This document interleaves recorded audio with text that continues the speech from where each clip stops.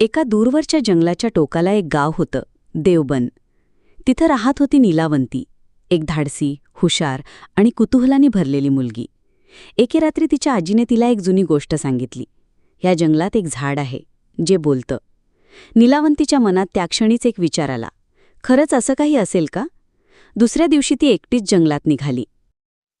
जंगलात पक्ष्यांचे आवाज, वाऱ्याची सळसळ आणि खालून वाहणाऱ्या झऱ्यांचा गुंजत असलेला आवाज वातावरणात जादू निर्माण करत होता.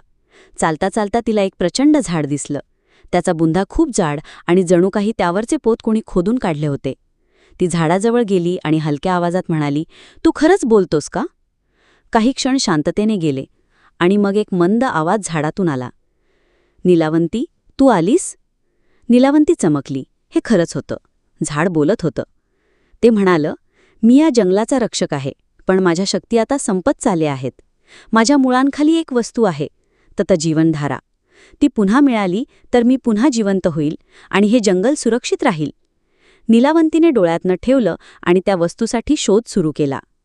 झाडाने तिला गुहेचा मार्ग सांगितला. तिने तिथं प्रवेश केला. आत पूर्ण अंधार होता. अजब आवाज, सरपटणारे प्राणी आणि एक जागीत चमकणाऱ्या दगडाच्या मागे तिला एक झाकलेली वस्तू सापडली. ती होती जीवनधारा. वस्तू घेऊन ती झाडाकडे परत आली. जशी तिने ती झाडाच्या मुळाजवळ ठेवली तसे एक तेजस्वी प्रकाश पसरला. झाडाचा बुंधा चमकला, त्याची पाने हलली आणि एक जादूने ते पुन्हा जिवंत झालं. झाड म्हणालं, "तो फक्त मला नाही, तर संपूर्ण जंगलाला जीवन दिलं आहेस." नीलावंती गावात परत आली. सर्वांनी तिचं स्वागत केलं. ती आता केवळ एका साध्या मुलीपेक्षा जास्त होती. ती होती जंगलाची मैत्रीण आणि रहस्य शोधणारी नायक.